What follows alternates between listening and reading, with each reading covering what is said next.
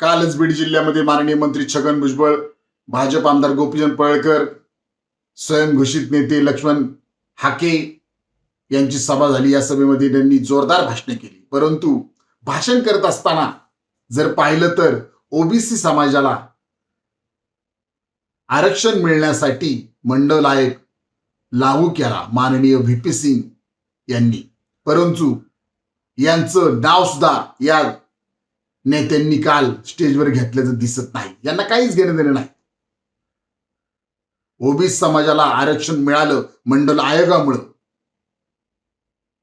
यांनी साधं याची वाच्यता सुद्धा केली नाही. याचं नाव सुद्धा माननीय व्हीपी सिंग यांचं घेतलं नाही. ही अतिशय गंभीर बाब आहे. कारण बाबासाहेब आंबेडकर म्हणतात, जो समाज आपला इतिहास विसरतो तो समाज इतिहास निर्माण करू शकत नाही.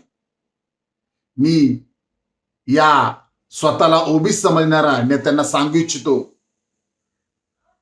महात्मा ज्योतिराव फुले यांना याच मनुवादी विचारसरणीच्या लोकांनी त्रास दिला होता.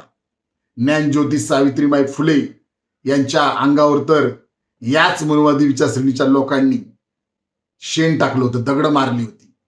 आणि याच विचारसरणीच्या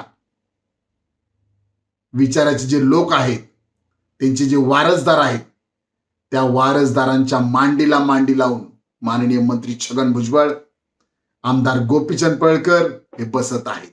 आणि हीच मनुवादी विचारसरणीचं समर्थन लक्ष्मण हाके सुद्धा करताना दिसत आहे. हे ओबीसी समाजाने ओळखावं.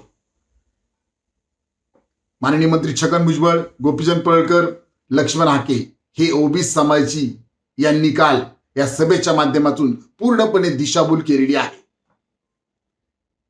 या GR माध्यमातून काय नुकसान झालं हे सांगा ना. झालंय ना नुकसान? तुम्ही तुमचं मत आहे ना. माननीय मंत्री छगन भुजबळ यांचं, गोपीचंद पळळकर यांचं झालंय ना.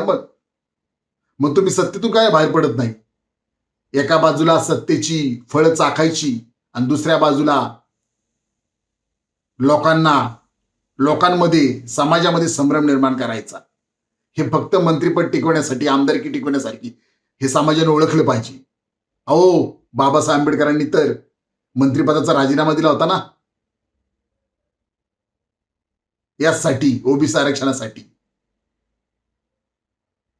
ज्या व्यक्तींनी आपल्या महामानवांना त्रास दिला, ज्या विचाराच्या लोकांनी, त्यांच्या वारसदारांबरोबर मांडीला मांडी लावून बसता आणि लोकांना फसवता. गोपीचंद पळळकर, मी तर तुम्हाला सांगू इच्छितो, तुम्ही ख्रिश्चन धर्माविषयी अत्यंत चुकीची विधानं केलेली आहेत. परंतु क्रांतीसूर्य ज्योतिराव फुले यांना सुद्धा याच मनुवादी विचारसरणीच्या लोकांनी ख्रिश्चन मिशनरींशी तुमचा संपर्क आहे असं हिनवलं होतं. यावर तुमचं मत काय पळळकर? आणि आता लोक म्हणता, मुलींना म्हणता जिम मध्ये जाऊ नका, घरीच व्यायाम करा. लाज वाटली पाहिजे. काय बोलताय? क्रांतीसूर्य ज्योतिराव फुले, ज्ञानज्योती सावित्रीबाई फुले यांनी शिक्षणाचा लाड दिला, मुलींना बाहेर काढलं, शिक्षण घ्यायला सांगितलं, आणि तुम्ही परत म्हणताय घरात चला. हे करायचंय ना तुम्हाला? स्वतःपासून, स्वतःच्या घरापासून सुरुवात करा. बाबासाहेब आंबेडकरांना मी मानतो. गोपीचंद पळळकर सतत बोलत असतात. मी त्यांना सांगू इच्छितो, तुम्ही खरंच बाबासाहेब आंबेडकरांना मानता ना?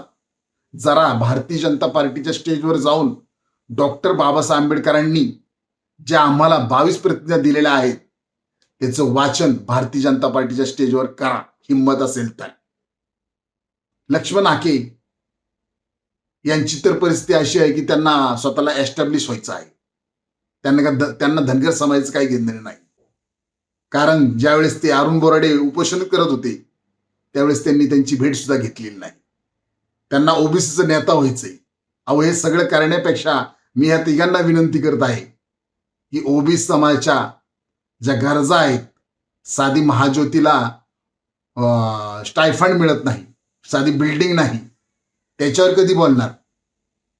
उगाच समाजामध्ये संभ्रम निर्माण करण्याचं काम या माननीय मंत्री छगन भुजबळ, आमदार गोपीचंद पळळकर, स्वयंघोषित नेते, ओबीसी नेते लक्ष्मण हाके यांनी करू नये, असं आव्हान आम्ही आपणास करत आहोत.